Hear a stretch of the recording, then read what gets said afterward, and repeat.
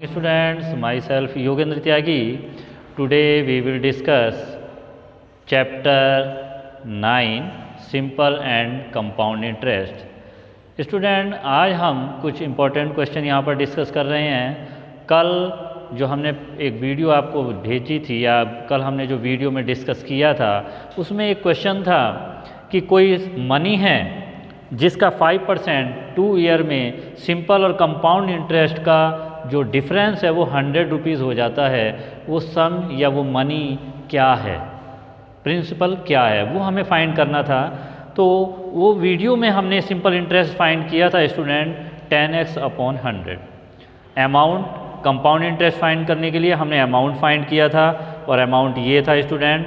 अब इससे हमें कंपाउंड इंटरेस्ट फाइंड करना है। तो देखिए स्टूडेंट, कंपाउंड इंटरेस्ट हम अमाउंट में से 11025x अपॉन 10,000 इसमें से हम प्रिंसिपल को माइनस कर देते हैं -x। हमने एलसीएम लिया स्टूडेंट यहाँ पर 10,000 11025x माइनस 10,000 x माइनस करने पर स्टूडेंट 1025x अपॉन 10,000 ये हमारा कंपाउंड इंटरेस्ट आया स्टूडेंट।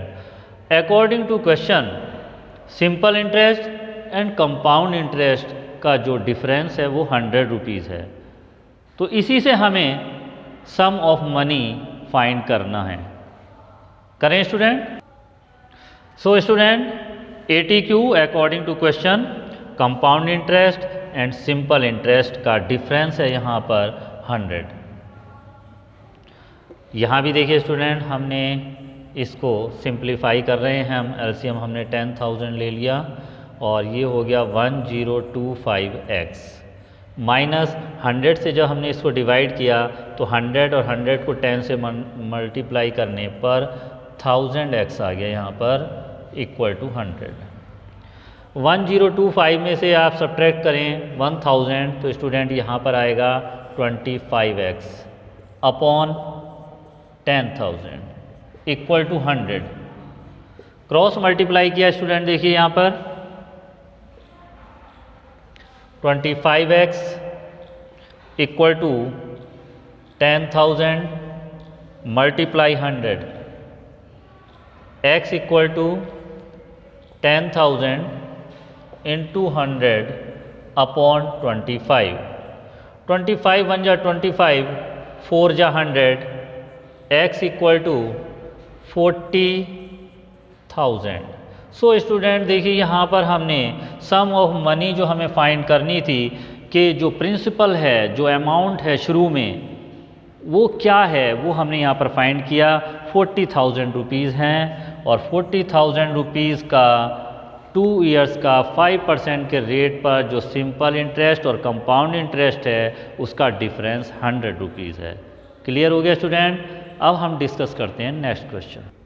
स्टूडेंट, नेक्स्ट क्वेश्चन हम डिस्कस कर रहे हैं और ये भी बहुत ही इंपॉर्टेंट क्वेश्चन है, वेरी इंपॉर्टेंट क्वेश्चन। क्वेश्चन है, in what time will ₹8,000 to amount ₹9,261 at 10% per annum, interest being half yearly। Student, according to question यहाँ पर कहा गया है, स्टूडेंट इस क्वेश्चन में ये कहा गया है कि 8,000 रुपीज़ कितने टाइम में 9,261 रुपीज़ हो जाएंगे, जबकि इंटरेस्ट 10% पर एनम है, लेकिन इंटरेस्ट जो मिल रहा है वो हाफ ईयरली के अकॉर्डिंग मिल रहा है।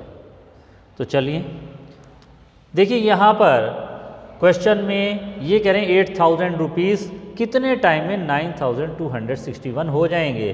तो ये अमाउंट है स्टूडेंट 9,261 रुपीज़।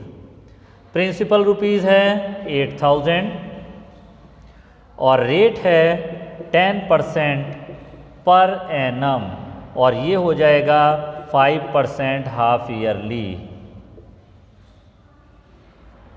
टाइम है स्टूडेंट, टाइम हमें बताना है यहाँ पर कितने टाइम में ये हो जाएगा। तो चलिए अमाउंट वाला है यहाँ पर लगाते हैं हम। A equal to P 1 plus R upon 100 की whole power n। n student number of year, time, हम टाइम को यहाँ पर n यूज़ कर रहे हैं, रिप्रेजेंट कर रहे हैं यहाँ पर। अमाउंट 9261, प्रिंसिपल 8000, 1 प्लस 5 अपॉन 100 की होल पावर n। 5 1 जा 5, 5 2 जा 10, 20 स्टूडेंट। तो देखिए 9261 अपॉन 8000 अपॉन में यहाँ पर आ जाएगा और यहाँ रह जाएगा आपका सिर्फ 1 प्लस 1 अपॉन 20 की होल पावर n। आप देखिए स्टूडेंट यहाँ पर 9261, इसको अगर हम रिड्यूस करते हैं तो 21 अपॉन 20 का होल क्यूब लिख सकते हैं स्टूडेंट हम यहाँ पर, क्योंकि 21 इंटू 21 इंटू 21 हमें ये आंसर मिल जाएगा और अगर 20 को 3 टाइम मल्टीप्लाई करें तो 8000 मिल जाता है। और इस तरीके से यहाँ भी आ गया है 21 अपॉन 20 की होल पावर है। स्टूडेंट आपको ध्यान होगा, हमने पहले भी डिस्कस किया था कुछ क्वेश्चन में कि जब बेस सेम होते हैं तब पावर इक्वल हो जाती हैं। तो यहाँ पर बेस सेम है, देखिए 21 अपॉन 20, यहाँ भी 21 अपॉन 20। तो जब बेस सेम है तो हम अगर इनका कंपेयर करें तो n equal to 3, n equal to 3 student means देखिए n इक्वल टू 3। और हमने यहाँ पर जो लिया था, देखिए इंटरेस्ट क्या था यहाँ पर, हाफ ईयरली था।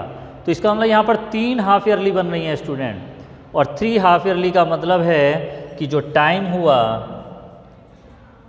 3 हाफ ईयरली, और 3 half yearly means 1.5 years. Clear student? तो देखिए यहाँ पर हमने टाइम फाइंड कर लिया है और टाइम हमें मिला है 3 हाफ ईयरली, और 3 हाफ ईयरली को हम कह सकते हैं 1.5 ईयर। नेक्स्ट क्वेश्चन अब डिस्कस करते हैं स्टूडेंट नेक्स्ट क्वेश्चन, और ये भी इम्पोर्टेंट क्वेश्चन है जो हम डिस्कस कर रहे हैं, जो आपको सामने यहाँ पर स्क्रीन पर है या बोर्ड पर है आपके सामने वाइट बोर्ड पर।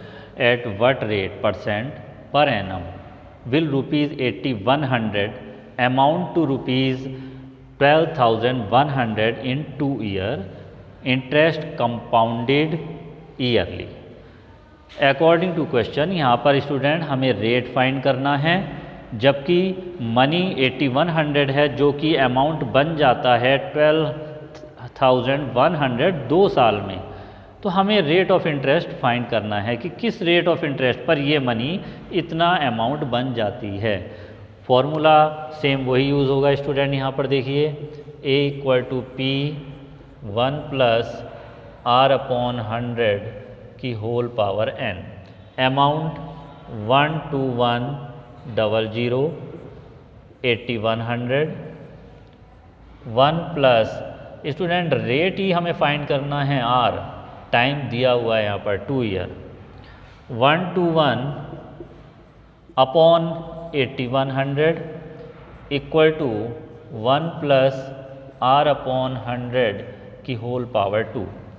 20 से 20 को हमने कैंसिल कर दिया यहाँ पर स्टूडेंट।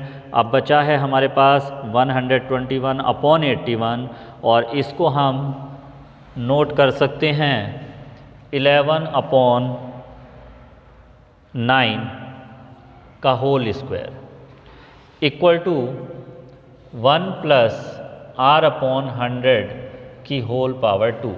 स्टूडेंट इससे पहले वाले क्वेश्चन में भी हमने यही बात आपसे डिस्कस की थी कि जब बेस सेम होते हैं तब हम पावर को भी कंपेयर करते हैं तो वो इक्वल हो जाती हैं, या अगर पावर इक्वल हैं सेम हैं तब उनके बेस भी आपस में इक्वल हो जाते हैं। तो यहाँ पर देखिए पावर सेम है, यहाँ भी होल पावर स्क्वायर 2 है, मतलब होल स्क्वायर बोलते हैं, यहाँ भी होल स्क्वायर है। और इस तरीके से हम कह सकते हैं कि 1 plus R upon 100 equal to 11 upon 9। R upon 100 equal to 11 upon 9 minus 1। R upon 100 equal to 9 LCM है यहाँ पर स्टूडेंट, तो 11 माइनस 9 नेक्स्ट स्टेप में देखिए स्टूडेंट, नेक्स्ट स्टेप में R/100 इक्वल टू 11 में से 9 माइनस किया 2/9, cross multiply 9R equal to 2 multiply 100, R equal to 200/9, divide करने पर 9 2 जा 18, 9 2 जा 18, 9 2 जा 18, और इस तरीके से ये पॉइंट के बाद 2 2 2 रिपीट होता ही रहेगा स्टूडेंट, इसलिए इसको यहीं पर छोड़ते हैं और हमारा आंसर यहीं पर हमें मिल चुका है। रेट है 22.22% yearly. So clear student, I hope that आज हमने जो भी क्वेश्चन यहाँ पर डिस्कस किए हैं सभी हमने कुछ इम्पोर्टेंट क्वेश्चन थे जहाँ पर हमें रेट ऑफ इंटरेस्ट या हमें टाइम फाइंड करना था या अमाउंट या इंटरेस्ट के बारे में बातचीत हुई थी। इस तरीके से स्टूडेंट हमने अभी तक यहाँ पर 7 या 8 पार्ट इस chapter compound and simple interest के आपके सामने डिस्कस किए और आपको वीडियो भेजी हैं, और ये चैप्टर यहाँ पर कंप्लीट हो जाता है। सो आप लोग इस चैप्टर को ज़रूर अच्छी तरह रिवाइज़ करें, बहुत ही इम्पोर्टेंट ये चैप्टर है। So clear student, thank you very much and have a nice day.